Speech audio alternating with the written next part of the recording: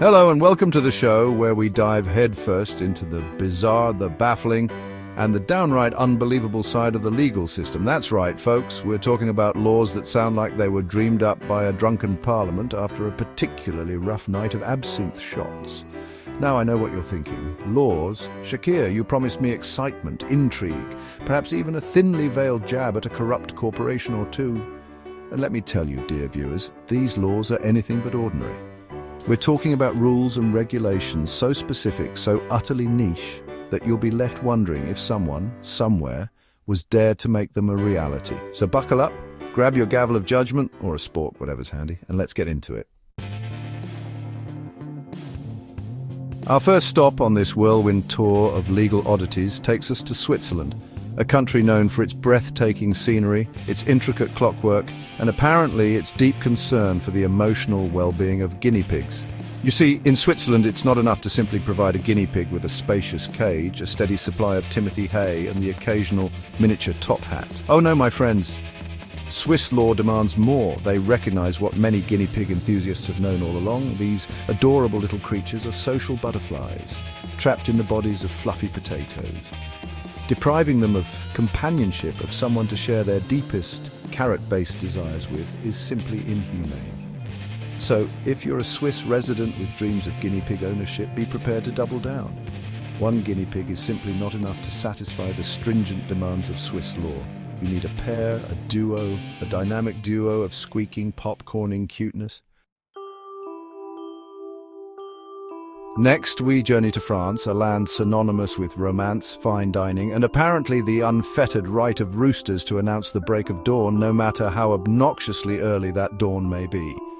That's right, in rural France, the rooster isn't just a bird. It's a federally protected alarm clock with feathers and an attitude problem. Now, you might be thinking, Shakir, what's so strange about a rooster crowing? It's a natural part of life. And to that, I say, have you ever lived next door to a rooster? These feathered fiends possess an uncanny ability to hit those high notes just as you're drifting off into a blissful, baguette-filled dream. But in rural France, the rooster's crow is considered an integral part of the countryside's charm, a sonic reminder that life moves at a different pace out in the provinces. So if you find yourself awakened at the crack of dawn by a chorus of roosters, just remember, you're not being woken up, you're experiencing French culture in its purest form. Chapter 3. Germany whistling while you work. Wunderbar. Whistling while you drive. Wunderbar. Hold on to your lederhosen, folks, because we're about to delve into the surprisingly strict world of German traffic law. Germany, a nation known for its precision engineering, its love of efficiency, and its autobahn with a seemingly limitless speed limit, also happens to have very strong opinions about whistling. Specifically, whistling while driving at night. Yes, you heard that correctly. In Germany, if you're caught whistling a merry tune as you cruise down the autobahn under the cover of darkness, be prepared to face the wrath of the law. The reason? Noise pollution, my friends. Apparently, the German government is deeply concerned about preserving the peace and quiet of the night, and they've identified whistling motorists as a major threat to this tranquility. So, if you're driving in Germany after dark, keep your lips sealed and your inner Beethoven in check. Chapter 4. Canada, where the syrup flows freely, but public displays of vocal enthusiasm do not. Canada, the land of majestic mountains, friendly moose, and apparently a deep-seated aversion to excessive noise.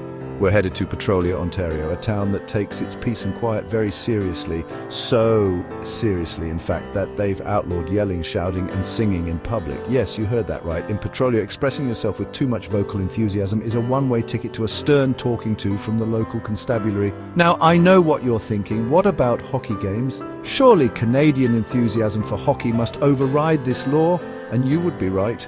The law does make exceptions for sporting events, as well as parades and political rallies. But for the most part, if you're in Petrolia, keep your voice down, your opinions to yourself, and your spontaneous karaoke sessions confined to the privacy of your own home. Chapter 5. United Kingdom, don't get caught salmon-handed. Our final stop on this journey through the world's weirdest laws takes us to the United Kingdom, a land of tea, crumpets, and apparently a deep suspicion of anyone caught handling salmon under questionable circumstances. That's right. In the UK, thanks to the Salmon Act of 1986, it's illegal to be caught with a salmon in your possession if you can't provide a satisfactory explanation for how it got there. Now, this might seem like a rather specific law, but it was put in place to combat illegal fishing and protect salmon populations. Apparently, the UK takes its salmon very seriously. So, if you're ever in the UK and you find yourself walking down the street with a salmon tucked under your arm, be prepared to answer some tough questions from the bobbies, and for goodness sake, have a good alibi. These unusual laws provide a fascinating glimpse into how different societies balance tradition, culture, and community well-being. For example, the laws we've discussed range from protecting the social needs of guinea pigs in Switzerland to preserving the serene ambience in Canada's public spaces. Each regulation highlights unique societal values and priorities. As David L. Hudson, a law professor, notes, we've come a long way, both in terms of social norms and social acceptance. Hudson adds that there has been significant development in areas like First Amendment law, where entirely banning a medium of expression is very disfavored. The diversity of these laws underscores the complexity and richness of the human experience.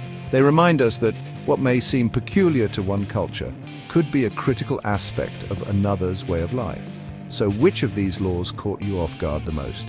Share your thoughts in the comments, and don't forget to tell others about these intriguing legal quirks.